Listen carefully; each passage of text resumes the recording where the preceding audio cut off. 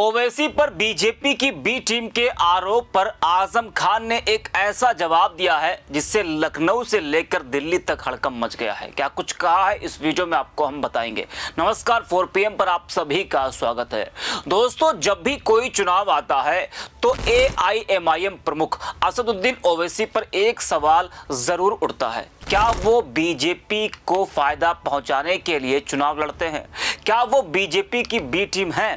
ये सवाल एक बार फिर चर्चा में है क्योंकि बिहार में विधानसभा चुनाव है और ओवैसी की पार्टी भी बिहार में उतरी है। ओवैसी इससे पहले भी बिहार में चुनाव लड़ चुके हैं। पार्टी ने अच्छी पकड़ वहां बनाई है, लेकिन हर बार उनकी मौजूदगी पर विपक्षी दलों का आरोप होता है कि वो वोट काटकर बीजेपी को फायदा पहुंचाते हैं। वहीं समाजवादी पार्टी के वरिष्ठ नेता आजम खान 23 महीने के बाद जेल से बाहर आए तो गोदी मीडिया की नजरें उन पर लगातार टिकी हुई हैं। गोदी मीडिया आजम खान के पीछे पीछे लगी है, लगातार उनके इंटरव्यू किए जा रहे हैं। एक इंटरव्यू में एक पत्रकार ने उनसे सवाल किया, क्या ओवैसी बीजेपी की बी टीम है? आजम खान ने इस सवाल का जवाब बहुत साफ शब्दों में दिया। उन्होंने कहा, यह इल्जाम गलत है। ओवैसी बीजेपी की बी टीम नहीं है। उनकी कोई गुप्त मीटिंग भी बीजेपी के साथ नहीं होती है। उन्होंने आगे कहा कि ओवैसी एक सीनियर नेता है, सांसद है और उनकी अपनी एक मजबूत पार्टी है। ऐसे आरोप लगाना ठीक नहीं। यह बयान ऐसे समय में आया है जब खुद आजम खान की समाजवादी पार्टी से नाराजगी की खबरें लगातार चल रही हैं।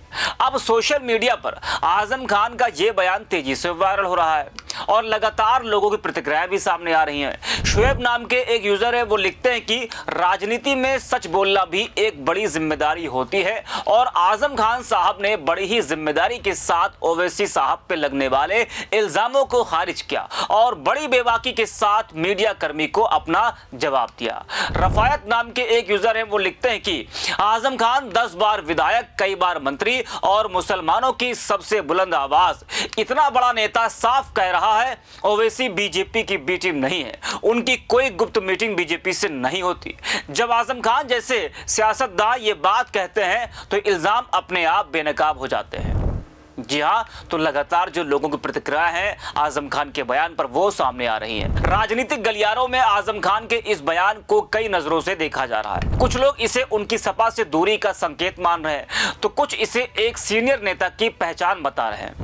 वैसे आजम खान ओवैसी को लेकर कुछ साल पहले भी ये खबरें तेजी से चल रही थी कि आजम खान चंद्रशेखर और ओवैसी के साथ मिलकर कोई खिचड़ी पका रहे हैं। ये चर्चा तब थी जब आजम खान जेल में थे। उस वक्त वो नाराज बताए जा रहे थे।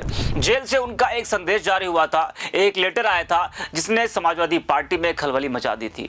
उस समय यह कहा जाने लगा था कि चंद्रशेखर रावल के साथ मिलकर आजम खान यूपी चुनाव से पहले एक मोर्चा बना सकते हैं। ओवैसी भी इस नए फ्रंट में शामिल हो सकते हैं, लेकिन ऐसा बिल्कुल भी नहीं हुआ। उन्होंने अपने पत्र में इंडिया गठबंधन पर रामपुर में मुसलमानों पर हो रहे अत्याचार की अनदेखी करने का उस वक्त आरोप लगाया था। कहीं पर निगाहें और कहीं पर निशाने की तर्ज पर आजम खान का वो संदेश था। आरोप इंडिया गठबंधन पर लगाकर अखिलेश यादव को कटघरे में खड़ा किया गया था। हालांकि चर्चाएं जो भी रही हो, अफवाहें जो भी चल रही हो, लेकिन जेल से निकलने के बाद आजम खान के कई बयानों ने यह साफ कर दिया है कि उनकी नाराजगी भले ही अखिलेश यादव से हो सकती है, लेकिन वो सपा छोड़ने वाले नहीं हैं। आजम खान और ओवैसी दोनों ही बड़े मुस्लिम नेता माने जाते हैं और भले ही उनकी पार्टियां अलग हैं, लेकिन मुस्लिम समाज में इनकी पकड़ और प्रभाव बहुत गहरा है। आजम खान की यह बात खासतौर पर तब और भी अहम हो जाती है जब मुस्लिम वोट बैंक को लेकर राजनीति गर्म होती है, जैसे कि अब बिहार चुनाव के समय हो रही है। फिलहाल बिहार चुनाव नजदीक है, ओवैसी की पार्टी मैदान में है और सियासी बयानबाजी तेज हो गई है। अब देखना होगा कि ओवैसी की मौजूदगी से बिहार की राजनीति पर क्या असर पड़ता है और आजम खान का बयान किस करवट लेता है। जी हां, आपको बता दें कि जब आजम खान जेल से बाहर आए तो उस वक्त उन्होंने मीडिया कर्मियों को जो बयान दिया, उस बयान में हालांकि साफ शब्दों में तो नहीं कहा, लेकिन इशारों इशारों में ये बता दिया, जो अफवाहें चल रही हैं उसका जवाब भी दिया कि वो सपा छोड़कर कहीं जाने वाले नहीं है। बीएसपी में जाने की बात चल रही थी कि आजम खान जेल से निकलेंगे तो बीएसपी में वो शामिल होंगे, तो आजम खान ने उस पर भी जवाब दिया कि वो बिकाऊ माल नहीं है। अब 9 अक्टूबर को लखनऊ में बीएसपी की रैली होने वाली है और कहा जा रहा है कि 9 अक्टूबर को आजम खान परिवार के साथ बीएसपी में शामिल हो सकते हैं। ऐसा उस वक्त कहा जा रहा था जब वो जेल से बाहर निकले थे। लेकिन उसके बाद जो है अखिलेश यादव की एक तारीख आती है कि वो आजम खान से मिलने 8 अक्टूबर को रामपुर जाएंगे। ये तारीख भी बहुत अहम हो जाती है क्योंकि 9 अक्टूबर को लखनऊ में बसपा का कार्यक्रम है, बसपा की बड़ी रैली है और 8 अक्टूबर को अखिलेश यादव आजम खान से मिलने रामपुर जा रहे हैं। तो इसलिए भी ये तारीख अहम हो जाती है कि बसपा की रैली के ठीक एक दिन पहले अखिलेश यादव आजम खान से मिलने क्यों जा रहे हैं। हालांकि कई बयानों में उन्होंने अखिलेश यादव की भी तारीफ की और उनको अपने बेटे के समान बताया। जी हाँ, और ये सबको पता है कि मुलायम सिंह यादव के साथ आजम खान के रिश्ते कैसे थे।